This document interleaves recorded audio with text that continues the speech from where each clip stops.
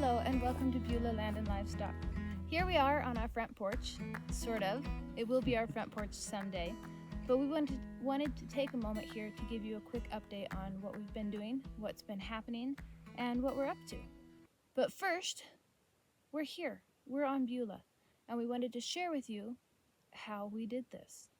So, back in February, we moved out of our house because we found somebody interested in renting it to own it. And so we moved out and they moved in and contracts were signed, and we started looking for a landowner that would work with us on the price range that we could work in. And we refinanced the house that we had and pulled out a little bit of equity to be able to put down some money on a new piece and work with. It was really important to us that we find someone who would sell or finance us or do a lease option or some creative something, because the equity we pulled out was not very much. In the meantime, we lived with my mom and dad in their basement. They were very gracious and very kind to host us there, but it was straining on all of us, as such a thing always is. So we were looking really, really hard. We had a piece of property that we were really, really hoping for, but it didn't work out. And we didn't understand why it didn't work out. And we were going to church in a town where we thought we would be near, and we met a member of that congregation who had a piece of property for, or rather that he was going to sell or finance. Is that what he was going to do? He was open to seller financing it. We reached out and was like, hey, you should come look at this property. So I went, and on April 1st, I went and I looked at that property, and it was a rock. It was. With a broken well. And I told him we'd look at it, but he'd have to take responsibility for the well, and he didn't like that. And his brothers didn't like that. So we looked at another piece that same day, and this is it. It's where we landed. So, some more detail on that story. The front of that piece of property went up, and the back of that piece of property went down, and there was this much on the top where it was a hill, straight up and straight down. It was a hill. In 10 acres, it was all up and down. I mean, there was enough land on top to put a house, but all the people around us said that after 2 feet, you hit bedrock. So you can't plant trees, and you can't grow a garden, and you can't dig a well. You have to hire them to come in and drill a well through bedrock, and they charge an arm and a leg for that.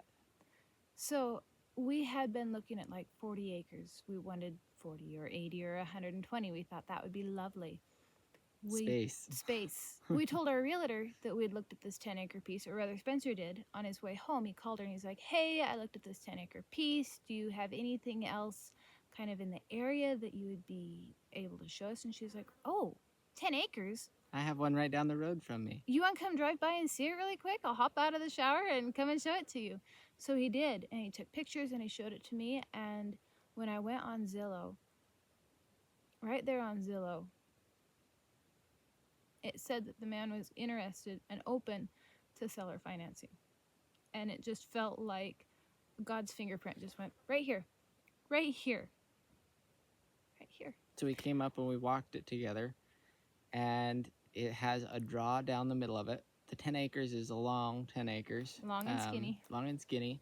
And has a draw down the middle of it where water comes. And there's a pond at the bottom. It's going to be great to work with. It's going to take some work. Oh, of course.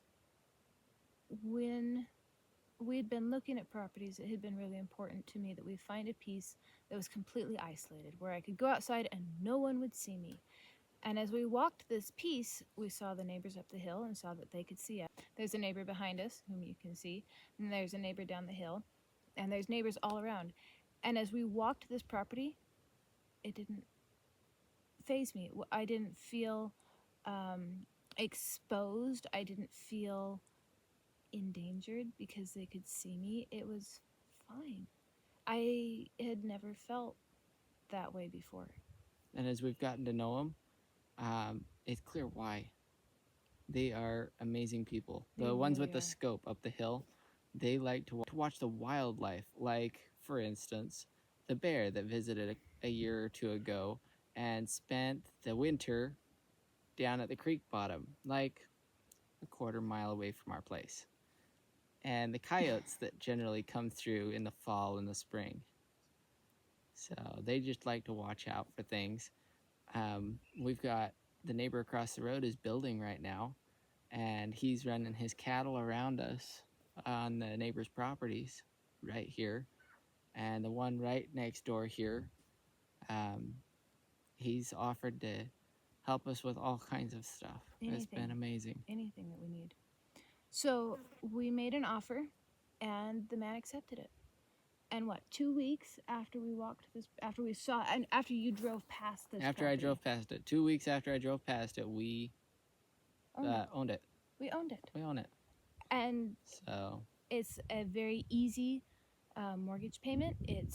He completely worked with us. He agreed to. He all brought of the price terms. down a little bit Yeah. because it hadn't been selling for years. He did it at 10% down, and I offered an 8% rate to him because I wanted to encourage a good relationship. And here we are. And it is so clear that God put us here. So, what have we been doing while we're here? So we moved up May 1st of May? I think it was about the 1st of May. We finished doing some fencing and got the camper van situated to the point that we could move up here. So since May, we have built fence, put up a yurt, dug a well, built a chicken coop, built a washing machine, put in a garden, built a cob oven, dug a short cellar, a fake grit cellar, dug a house hole, the house hole that we're sitting in front of, started the root cellar, and brought in straw for our house. Next steps for August to-dos are working on the well because right now it's dry. Obtaining a permit for the house, so we can build it. Working on the root cellar more because we want to have that done so that we have a place to store stuff. To put our canned goods in the freezer so that it doesn't have to work so hard. It doesn't like the summer. On the 100 and some odd degree days. And now I've got work that I've been doing in and amongst working on all of this. I've been working with real estate investors and stretching my skills and knowledge and expanding them, which has been great. I'm going to continue to do that, but it's time consuming sometimes. And I will be starting back to work because the school year is about to kick off. The 24-25 school year is about to start up. And so we'll have a kindergartner this year and a preschooler. And I teach for the co-op, the private charter school co-op that our kids will be in. And so it will be interesting to see how all of this goes. We wanted to have the house up and the new garden for next year put in before the school year started. And I started back today, and the kids start back in 2 weeks. So it's going a little slower than we wanted, but it's going. On that permitting for the house, we have been talking to the county and trying to find an engineer who will approve our plans, because for the design that we are doing, we have to have an engineer's stamp of approval. It's a unique build, you see. A very unique build. But then more on that later. At church, Spencer ran into a guy who said, well, maybe just do an ag permit. And so we'll be talking to the lady about that more this week. Yeah, how that would work to do a barn, permit a barn, and start with that. And then as we're ready to seal it in and really put the plumbing, the electrical in and everything, get the permits for that and expand that permit process as needed. And what did he say? See. Everybody lives in their barn at one point or another? That's what he said, yeah. So those are our plans, and we're excited to keep you informed and keep you in the loop and watch for the next video. Until next time, may you feel neither forsaken nor desolate, but may the Lord delight in you. God bless.